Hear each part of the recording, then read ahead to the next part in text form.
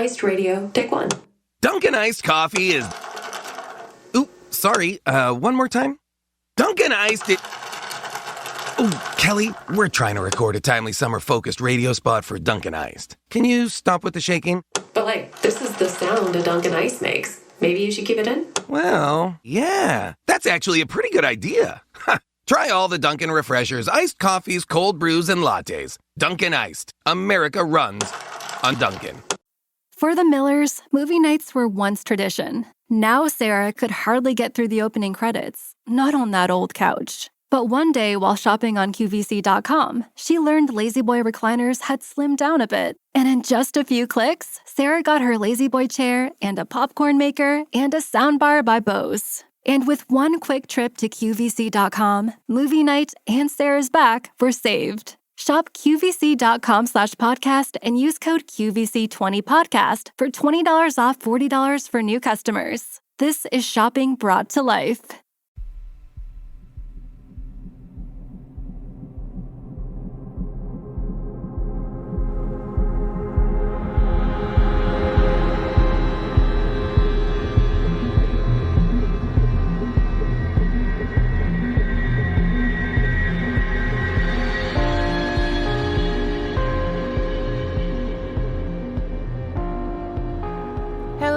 And welcome to mini episode 58 of Real Life Ghost Stories. How you do?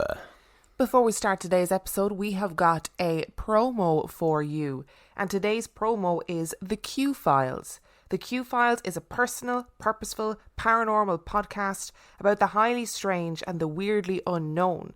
The show features storytelling and investigation with brilliant sound editing and creative direction, both documentary and historical narrative at the intersection of queer culture and the paranormal. Can I just say as well, so in their latest episode, they interview Terry Carnation, which I know means nothing to Dan because you've never listened, but if you're a Radio Rental fan, you will know who that is, and I was obsessed with the fact that they interviewed Terry Carnation. So I'm going to play their promo now. Make sure you go and give it a listen.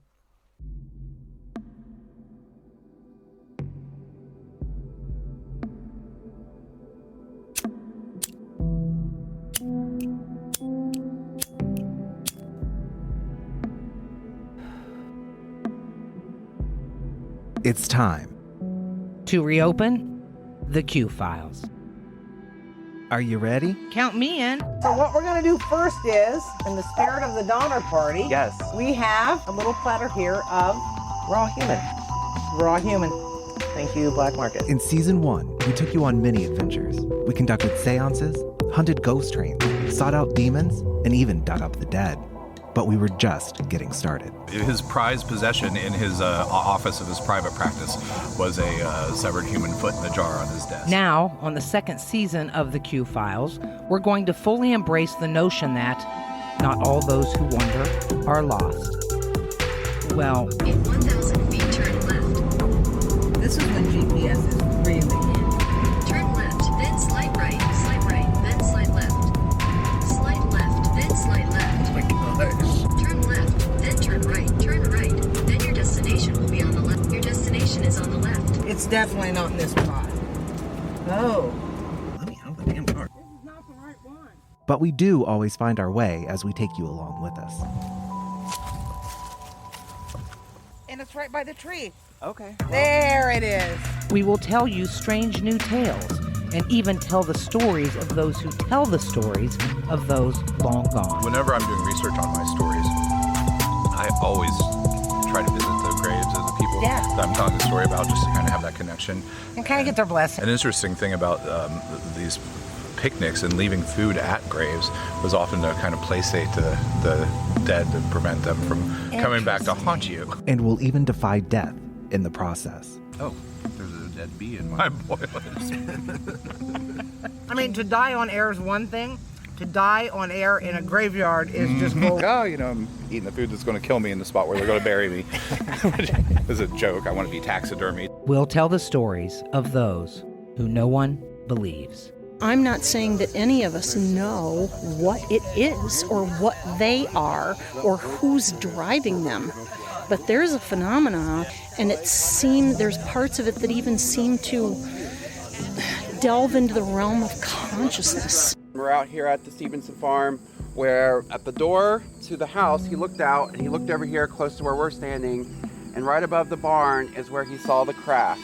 We'll bring it all home to the relevant, real-world issues of today. Being gay and being really passionate about ufology, sometimes it does seem a little lonely. It's just something that I've always been open about, and my local group here is a really small town. They've all been really supportive. And dig up some interesting unknown history in the process. Abraham Lincoln and the Donner Party. I was fascinated to learn Abraham Lincoln was invited to go on the journey with the Donna Reed Party by James Reed. Whenever the circus came back into town, or when they had a parade through the cemetery of all the circus performers, sideshow freaks as they would be called, and we'll ask you questions that we should all ponder. But here's the thing I ask. You're dying, I don't care from what, and an angel comes down. What wouldn't you do to stay alive? What is the one thing you would say, oh no, I'd rather die? And if things go right, we'll conduct something that has never been done before. A ghost hunt in a slaughterhouse. Season 2 of The Q-Files, coming up soon wherever you listen to podcasts. Be weird. Stay curious. I am Lori Gunn. I'm Shane McClellan, and these are The Q-Files.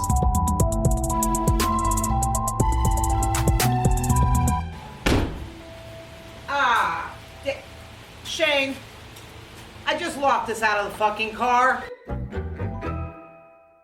And that was the Q-Files. So the other thing that I need to say before we start is that if I haven't contacted you about your Ulemu giveaway prize, can you please send me an email? There's one person that I can't track down on either social media or Patreon. So please send me an email if I haven't already contacted you about claiming your prize. And the last story in today's episode is from the 12th of May 2020. And I've got 5 lovely listener stories for you today. Are you ready?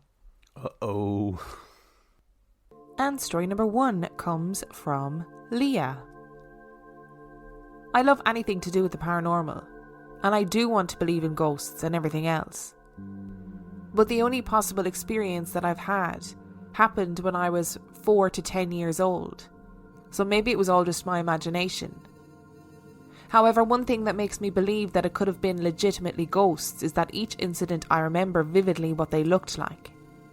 I did have an imaginary friend when I was younger called Mimi, and I have memories of me playing and talking with her. But in those memories there's no one there, and I know there's no one there. So I don't think any of these could be imaginary friends. The first sighting I remember having, I was probably 4. I was in my grandparents' car and we were going away on holiday. Now at this point in my life, my much older siblings used to like to scare me with well-known ghost stories like Click Click Slide and the one about the dog licking the man's hand under the bed. I hope you or some of your listeners understand what those are. I remember while we were driving, I saw something in the corner of my eye catch up to our car. It didn't look like a car, so I turned to see what it was. And right outside my window was an old-looking man riding a bike. Now I know that sounds crazy, even 4-year-old me thought it was crazy. So I didn't look away as I was intrigued. I remember looking at this man for a solid 10 seconds. He was looking straight ahead, still pedalling, keeping up with cars, which were speeding along at least 80 kilometers an hour. When he turned his head to look at me and smiled. It was a sinister kind of smile. And he waved and then slowed down as our car sped up. My 4-year-old mind convinced myself I had just seen Click Click Slide, which now that I think about it couldn't be true because in the stories, Click Click Slide has no legs and really long fingernails. And this man definitely had legs. These next 2 I remember happening in the same week. I went with my mum to our family friend's house, but stayed in the car as she was just picking something up. I must have been a little older as I was playing on my iPod, and I remember I didn't get one until I was maybe 10 or 11. She was taking a little while, so I looked at the door to see if she decided to go in for a coffee. When I looked up, I saw a girl in the window. The window was a full-length window, so I could see her whole body. She had her hands and face pressed against the window and she was looking at me. I remember her looking scared. Her hair was so curly and so frizzy, almost like she'd been electrocuted. But nothing else about her looked off. The sight of her scared me so much I looked away and looked back, and of course she was gone. This couldn't have been anyone in the house because our family friends only had sons. And my mum's friend had straight blonde hair and this girl had ginger hair. The husband of the family had recently died of cancer, so I'm not sure if that could have had anything to do with it. This last one is quite light-hearted for you, Dan. This one has a little bit of a sad backstory. My sister used to have a black cat called Middy, short for Midnight. It was quite a timid cat, so one night when there was a big storm, it ran out onto the road and got hit by a car. I'm not sure how long after that I was sitting in my room playing with my toys. Outside my window was our front deck, and there was a railing that led to my window that our cats used to sit on and would use to go in and out of my window. I felt the presence of a cat there, so I looked up and saw a black cat. Since we didn't own a black cat anymore, I went to tell it to go away. But when I got up, it was gone. I didn't hear the sound of paws hitting wood and I didn't hear any sound, so it couldn't have just ran away. I wasn't scared, because I thought it was just our old cat coming to sit in its favourite place again.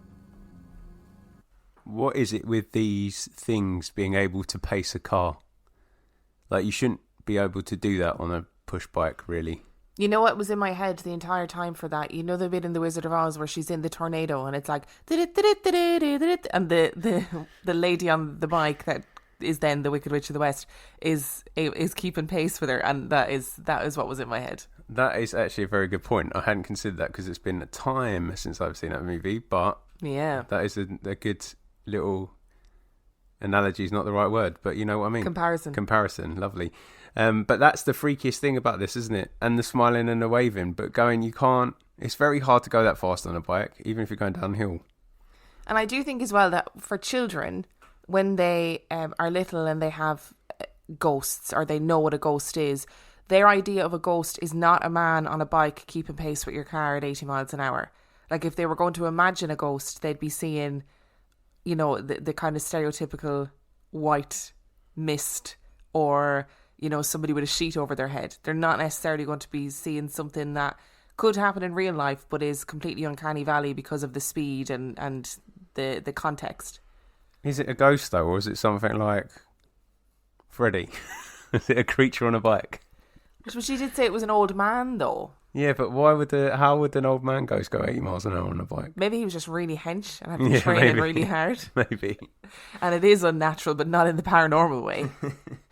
I like the cat ghost story. I know you did as well, probably. Obviously, I like a cat ghost story. Yeah. Love it. It's always nice to think that they come back and just check up on you. So that was good. Thank you for including that to calm me down a little bit. Needed it after the man on the bike, I have to say. And after the reference to the dog licking the owner's hand. Oh, that's I hate that one story. of your worst stories, isn't it? Yeah, I don't like it. I wasn't familiar with Click Click Slide. No, me neither. So I looked it up, and it's one of those like folkloric tales where a child is in bed and they think it's their mum, but it's actually this creature who has no bottom half of their body. So the Click Click is them with their dragging themselves along with their two hands, and the slide is them dragging their bodies along, and it's just called Click Click Slide. And it's a very similar story to this sort of man's hand being licked by his dog under the bed, and I can imagine that as a child, terrifying. Terror. I can also appreciate with this story the older siblings telling the younger sibling all those horrible ghost stories purely to terrorise them, as the youngest of 4 siblings. I was clearly a soft touch because being the eldest of 4 siblings, I don't think, I mean, correct me if you're listening, Joe, and this is wrong, but I don't remember telling you any scary stories because I was just too scared myself. You just scare yourself. You'd be trying to scare Joe and you'd end up in the corner crying and Joe would be fine.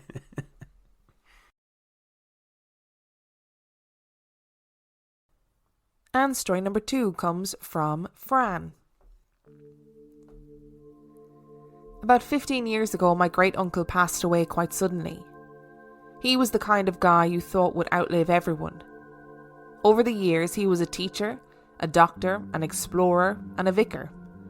He lived half his life in the UK and half in South Africa, always living his life to the fullest. He'd always said when the time came, if he could come back, he would.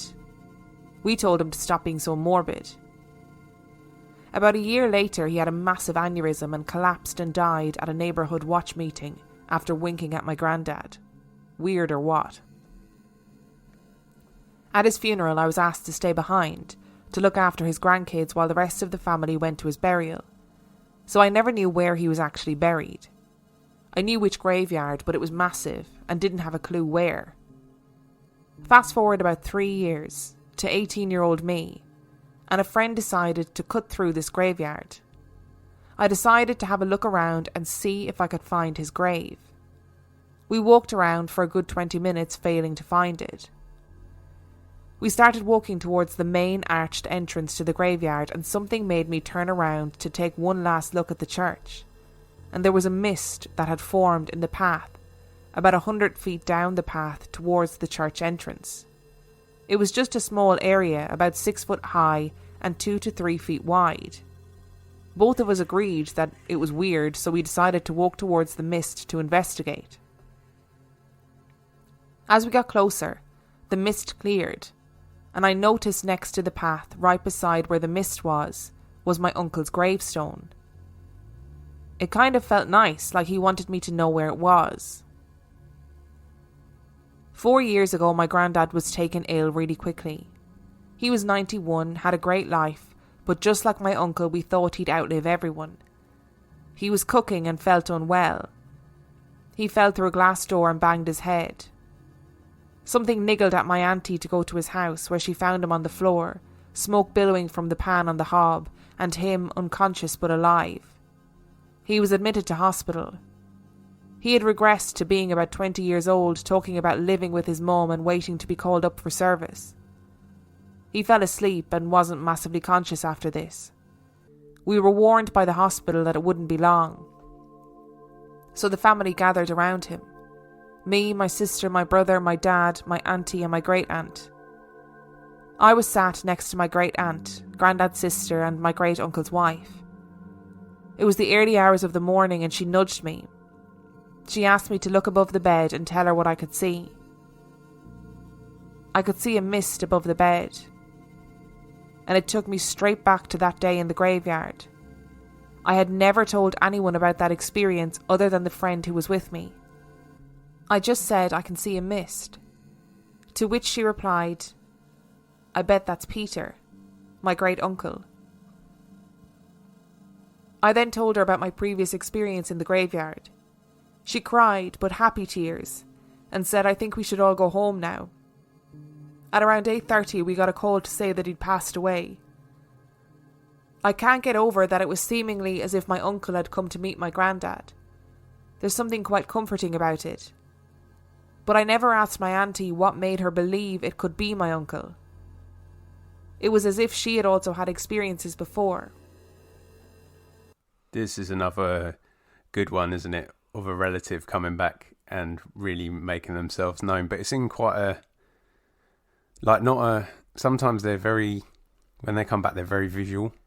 And they do things. Whereas Uncle Peter comes back and indicates where his gravestone is, which I think actually, for the first part of the story, is really cool. They're clearly looking for it, and then this mist appears right by it, which is incredible.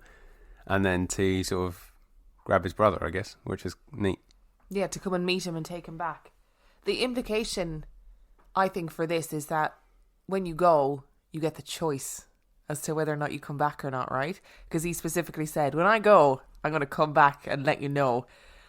What would you do if you were given the choice? Say you die and you're met by whatever, and they say, hey, you've got a choice. You can go back and let everybody know that you're okay, or you can go back and annoy everybody. That's your choice. Or you can just stay going into whatever happens after you die. Is it a limited time offer? So do I just get to go back? If I choose to go back, am I back always? Or can I just come back for a bit? Maybe you're back always. Then I wouldn't. Would you not? I'd come back forever and annoy people. I think that's what I was put on this earth to do, so I might as well do it afterwards. And we've had so many stories of loved ones coming back to collect their loved ones when they're going. And I think whatever you believe, that's really comforting. Yeah, absolutely. And it sounds like, you know, Uncle Peter probably explored the natural plane a lot in his actual life. And then maybe, you know, his intentions were to come back for a long time, but actually he just came back to do a couple of jobs, and then he's going to go off and explore the spiritual plane with his bro. Yeah, which is very lovely. That's a nice story. It is a nice story. I like that story. And story number 3 comes from Troy. I grew up in Newfoundland in Canada. So many of the people that sailed here back in the day are from the UK and Ireland. Of course, they all brought their stories and beliefs with them. In every town, there's always someone that knows stories about fairies. These aren't the cute Tinkerbell fairies that everyone has seen in Walt Disney movies. These are fairies that call your name when you're alone in the woods, in an attempt to make you lose your way, among other things. With that said, here's my story. My friends and I were about 15 years old at the time, and we were going to build a platform in the woods to sit on so we could smoke cigarettes and drink beer without getting caught. One Saturday morning, 4 of us were at the spot we had chosen and were building the platform. All of my friends had run out of nails and needed to go and get more. I still had my pockets full, so I said I would stay behind and continue working. About 15 minutes after my friends had left, I heard someone say my name. It wasn't loud or anything. I took a break from my work and I looked around. I couldn't see or hear anything, so I had a drink and went back to work. A little after that, I heard my name again, only louder this time. I stopped working and it felt like someone was staring at me from the woods, though I couldn't actually see anyone. I was starting to feel very wary now and called out to my friends, but no one answered back. I stopped working, sat down and got another drink. As I was sitting, I heard my friends talking as they were walking down the trail towards the platform. As soon as they got back, I started cursing on them for trying to scare me. They swore they didn't know what I was talking about. Just as they set down their backpacks, each of us heard one of the loudest screams we had ever heard. It was coming from everywhere. You could feel that it wasn't a scream that was full of fear, but rather one that caused fear. It scared us so much that we grabbed our bags and left the platform as fast as we could run. We never did go back, and I still get chills every time I think about it. Troy raises a good point at the start of this, isn't it? Because I feel like there's 2 different types of fairies. There's the fairy, as in fairy godmother, which is the fairy AI. This is how I picture it in my head. And then there's the fairy, which is the real deal, which is the AE one. It's spelled with AE instead of AI. As in, I did not know what you were talking about. I think you meant artificial intelligence. No, the way you spell the fairy. That's how I picture it in my head. So, you know, when you think about Disney fairies, it's AI. And then when you're actually talking about fairies, it's AE. That has really confused me. I do understand what you're saying, but I can see neither spelling in my head now. It's really confused me. But I think, you know, when we think about Tinkerbell as a character, she's not all good. She tries to kill Wendy. Everybody seems to forget that. She's not a fan of Wendy, and she's not very nice. She's full of rage. And that's what fairies are, full of rage. Talking of rage, do you think the screams that they heard after was the fact that they didn't get a response from calling his name? I wonder if the fairies were like, you're not building your little drinking den in our forest. No. So we're going to scare the shit out of you so you can leave. So I think that's more so what it is. Oh, I thought it was like they called like Troy, and then just screamed in frustration. Nah, I think they're trying to scare him. Okay. Because I think, yeah, they're not very nice. And there's a real similarity there between the Will-o'-the-Wisp legends. Will-o'-the-Wisps are like lights that lead you astray in the forest or in the moorland that are linked to fairy culture. And it's interesting. I didn't, you don't really connect with how the removal of people from Ireland and people from the UK and just Celtic people from their country to other countries means that they brought their fairy door with them, and it like has, you know, transcended time elsewhere. But that's more because fairies exist everywhere rather than, so that's just the Celtic explanation of it rather than them just bringing fairies, right? Oh yeah, I don't think they physically packed the bag and said, can somebody throw in some fairies, because I know that we don't like them and they actually make our life quite difficult, but we kind of can't survive without them, so pop them in a bag, off we go. No, I don't think that's what it is at all. And story number 4 comes from Jackie. When it comes to the paranormal, I'm super skeptical about it. I could see something levitate and think, oh, it must be the wind. I'll be super scared, but ghosts won't be my first thought. I've been living in the same house since I was born with my mom and my dad and my 3 older sisters. Our house was built somewhere else and was eventually moved to the area that we live in now. Where the house was originally located, we don't know. Who lived in it, we also don't know. Overall, this house is super old and mysterious. We rent this place, but we're good friends with the owner and their family. From my knowledge, the owner and her family lived here and then we moved in. The house has 2 bedrooms and 1 bathroom. When I was younger, I was stuck in a room with my 3 older sisters, and we had 2 sets of bunk beds. Eventually, one of my sisters moved out, thank God, so it was only the 3 of us. We rearranged our room where my eldest sister had a twin bed on the left corner of the room. My sister and I were on the other side of the room in a bunk bed. I can vaguely remember my older sister would sometimes have trouble sleeping. She would wake up crying and scared. I sometimes overheard my mom talking about how my older sister was absolutely terrified and eventually rearranged the room, moving all of our beds. My family is super Catholic, so we were required to sleep with a blessed rosary over our beds, and since I was the youngest, my family would keep scary things from me.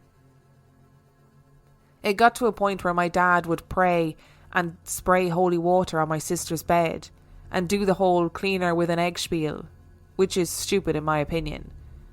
But every time I would ask what my dad was doing, they would just say nothing.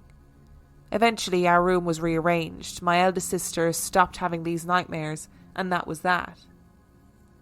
Fast forward past our childhood to the year 2014, and my oldest sister is married in her own apartment, and my other sister is moving in with her boyfriend. Freedom. I was 19, going to college with my own room in my parents' house. I rearranged the room so that my bed was in that left-hand corner. It was the biggest mistake I've ever made.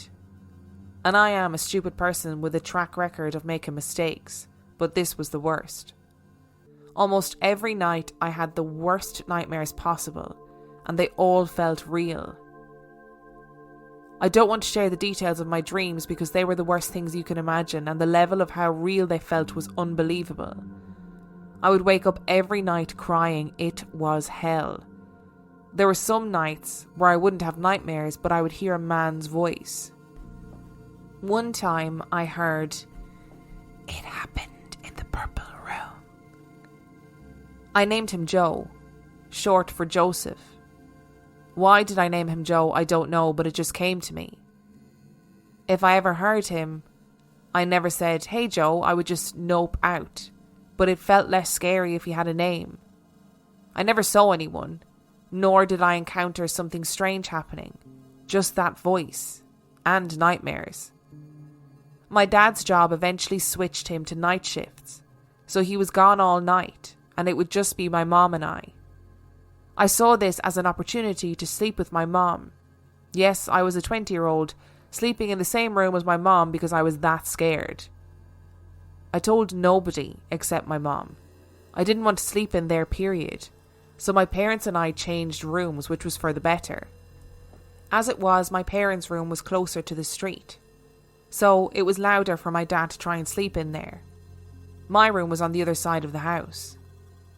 My parents moved to my purple room, leaving the rosary in that corner and putting the dresser there, hanging more rosaries. My parents didn't experience any nightmares, but my mom is always wary, and one of my sisters moved back in, and I was okay with it because I'm not sleeping alone in that room anymore. Fast forward to 2020. I was video chatting with one of my sisters on a weekend, and we were sharing our stories about this house that I still live in, because being a broke college student living in an expensive ass town people dream to live in is a real struggle. I told her about my nightmare fiasco that happened when they all left me, and told her there was a man named Joe that I would hear, and emphasised that I created the name Joe. My mom was there walking by, and she stopped behind me and said, "A man named Joe did die here. He was the owner's uncle." I had no knowledge of this death. What I do know is that Joe wasn't causing the nightmares, but something else. He was a social lad, always whispering nonsense to me, but he stopped the nightmares the nights that I heard him. I felt like when he told me that it happened in the Purple Room, he was telling me he died in that room. I haven't confirmed it because I would prefer not to. I don't need to know. To this day, even though I'm not religious, I sleep with a rosary out of habit.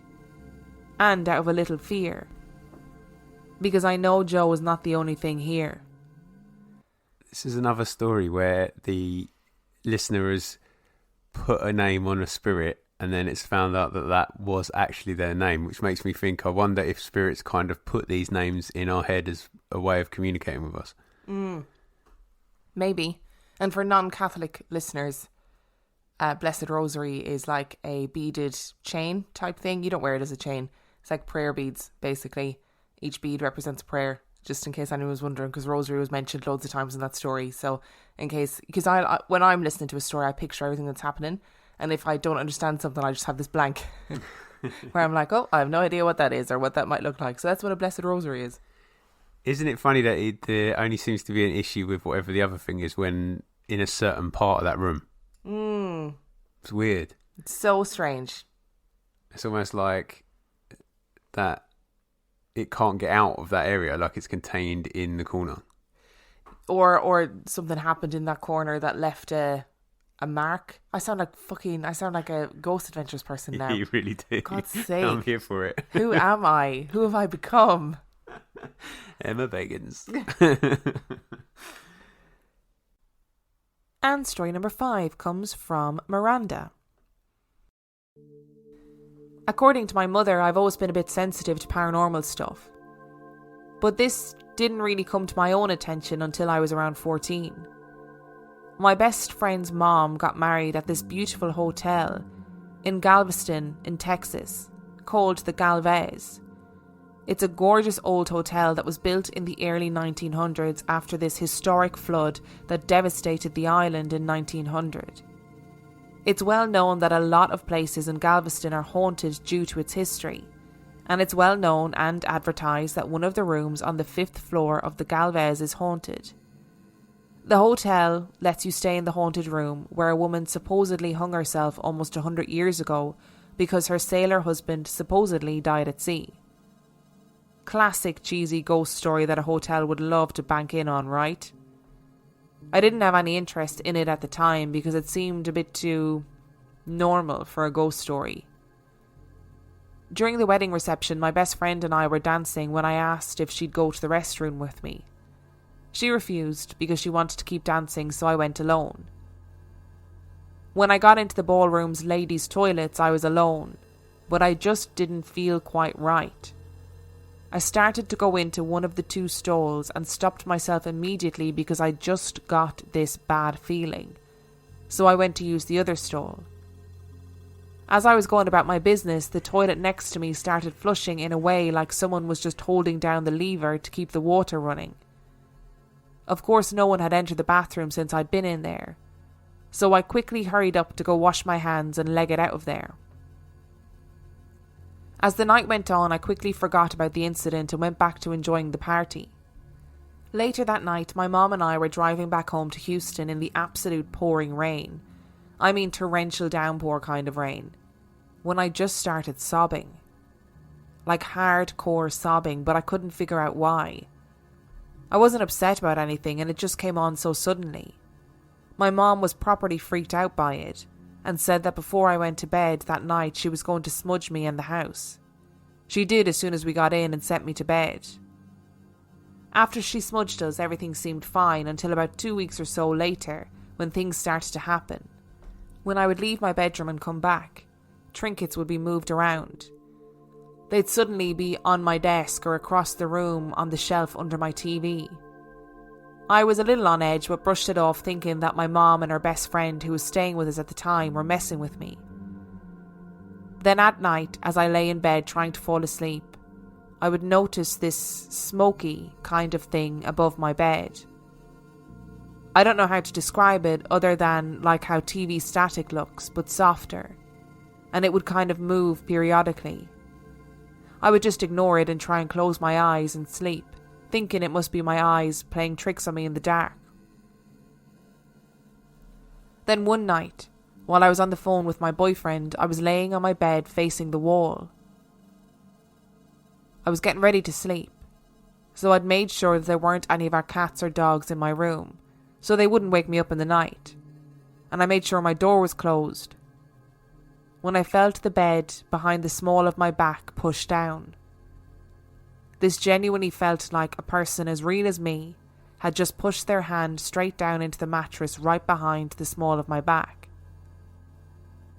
I panicked, but I stayed still and pretended like I noticed nothing and kept talking to my boyfriend. As soon as I ended the call, I shot out of my room and went to go and talk to my mom and her friend Dusty, who were still up. I told them what had been happening for the past few weeks, and that I know I sounded crazy, but it was freaking me out now. They listened intently, when finally Dusty said, "I knew it. I knew there was something up with your room." When I asked her what she meant, she had said that for the past few weeks she hated walking past or into my room. She even hated going to the bathroom because it was directly across from my room. She also said that a few times when she'd been up late watching TV, she noticed the kitchen lights just turn on, off, over and over again, but not in a flickering way. Like it wasn't the light bulb going or electrics flipping out. She said it was like a person stood there, turning them slowly on and off, and then it would stop. So after we were all officially freaked out, Dusty said that I needed to leave a glass of water out on my desk for the spirit as a peace offering, and that I needed to talk to her because she felt like she was lonely. So I grabbed a glass of water and went to my room, closed the door, and told the ghost, "Look, as long as you don't mean any harm, you can stay, but only if you're respectful and positive, and please stop moving my things, I don't like it." And I went to bed.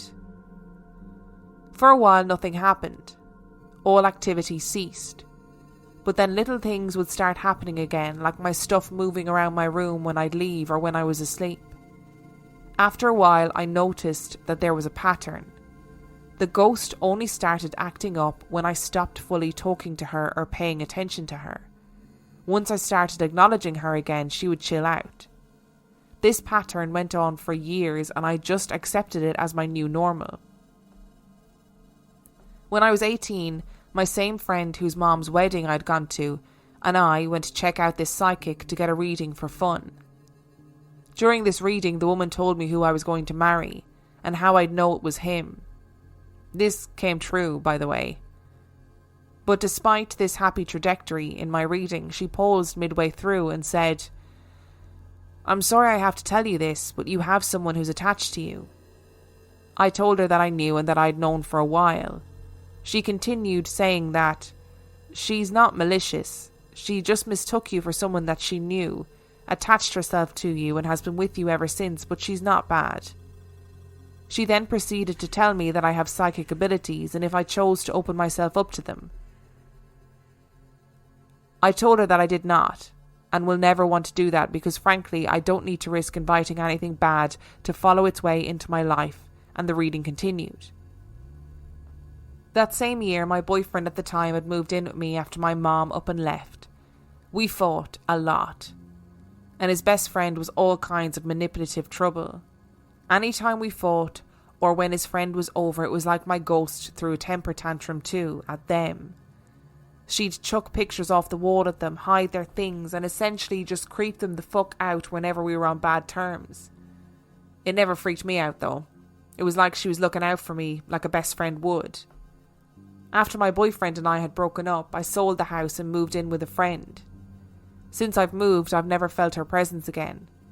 And I've now moved to England and I've definitely never felt her here. It's a little sad to think about though, that my little protector is all alone in that house with so many memories.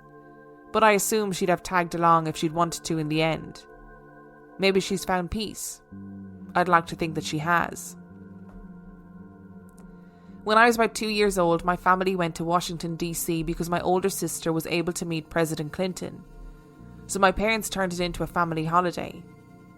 One of the places we went was a pub that supposedly George Washington himself had frequented. According to my parents, the minute we entered the place, I started absolutely screaming and crying, properly threw a fit, and wouldn't stop for anything throughout my family's meal. My dad was fed up with my crying and decided to wolf his food down quickly and take me on a walk around the block outside, so the rest of my family and the other patrons could all eat in peace. While we were gone, my mom jokingly asked, "Is this place haunted or something?" To which one of the waitresses, who then froze in place, asked, "What did you see?" My mom told her that she hadn't seen anything, but that her baby wouldn't stop crying the minute we walked in and that my dad had to take me outside. The waitress then told her all the stuff that had happened there all the time, everything from lights turning on and off, to beer taps turning on by themselves, to forks flying across the room and sticking themselves in wooden doors, and even on a few occasions light bulbs spontaneously exploding. My mom was sufficiently freaked out by the waitress's stories and decided to hurry everyone up with their food to leave. When my parents met back up afterwards, my dad told my mom that any time he would walk him and I away from the pub, I'd stop crying entirely. But the minute he turned back towards the pub, I'd start screaming and sobbing and trying to practically claw myself out of my stroller. Apparently I did this over and over again. Naturally, I don't remember any of this, but my mom to this day is convinced that I saw something in there that was evil. I work at an old Victorian mill.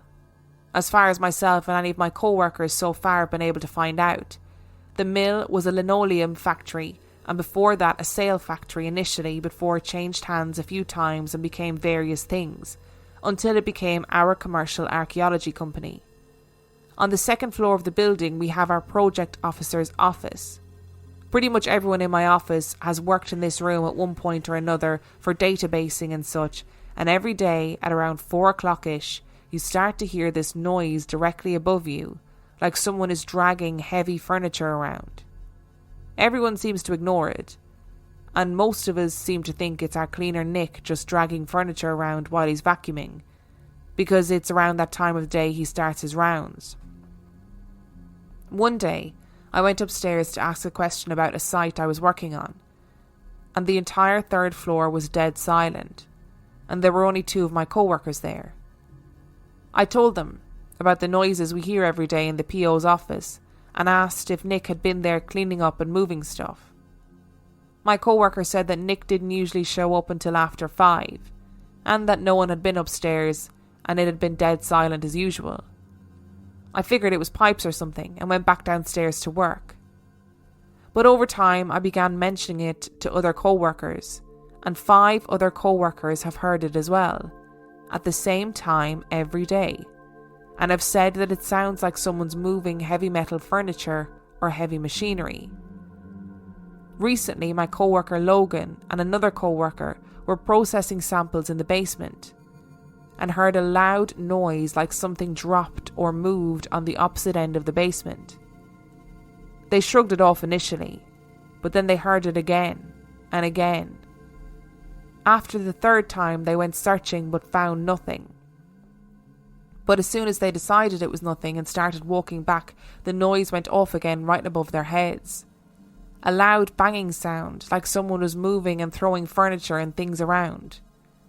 No one else in the building, and the offices above are part of the basement that have been empty for weeks now. This last one I'll leave on a slightly happier note. When my mom was 18, her mother was admitted to hospital with a severe blood clot. Apparently it was supposed to be a routine fix and she was supposed to come home relatively soon, but the medication she was on caused complications with the blood clot that doctors at the time were unaware of. She passed away one night, with my granddad by her side in hospital while my mom was at home in bed.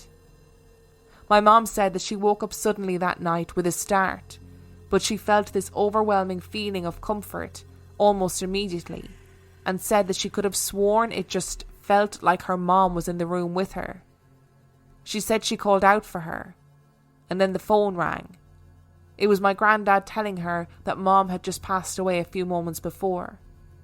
My mom believes it was her mom's way of saying goodbye when my mom couldn't be with her when she passed. Miranda, I feel it was a very wise choice to tell the psychic that you weren't interested in following up on your psychic capabilities, because I feel like your sensitivity is probably enough for you to handle, and I think you made the right decision, so I want to congratulate you on that. I think I would either not want to be a psychic, or I would want to be a psychic who does massive audience participation things where I have really big hair and garish shirts. Those are my two options. Not at all. Or is it the Long Island Medium? Is that what that lady's called? Where you do like daytime television and stuff? That's what I'd like. You'd want to be a talking head on every paranormal show going, basically. Absolutely, yeah. Yeah, I feel like you'd make a good talking head person. A good talking head? I don't know how you say it, really. Well, that works. I couldn't deal with this, and I feel like Miranda's very sensitive, but the things that she has sensed have been relatively unobtrusive, thankfully. I mean, it's annoying that things were being moved around. It's annoying seeing like a shadow over your bed. It's annoying hearing noises, but thankfully it hasn't disrupted her life too much. But even that for me is a level too far of sensitivity. I couldn't handle that. No, it will be very difficult to try and manage that on a day-to-day basis. And I think it would be very difficult in your workplace to try and manage that, because I would always feel on edge. That is a very good point. If I was knocking around work and I was like, oh God, are the noises going to start? It's 4:00. What are they? I'd be very on edge. I'd be striking that match. This is clearly Dan's public service announcement that nobody should hire him because he's going to burn your business down. Only if it's haunted. If it's not haunted, you're fine. And if you enjoyed today's episode, you can find everything you need to know about us on reallifeghoststoriespodcast.com. You can send your own spooky story to reallifeghoststoriespodcast@gmail.com. You can support us on Patreon, patreon.com/reallifeghoststories, where for $5 a month or $2 a month, you get access to heaps of extra content. All of the links to everything that you need to know about us are in the description of this episode. And on that note, we shall see you next week. Bye.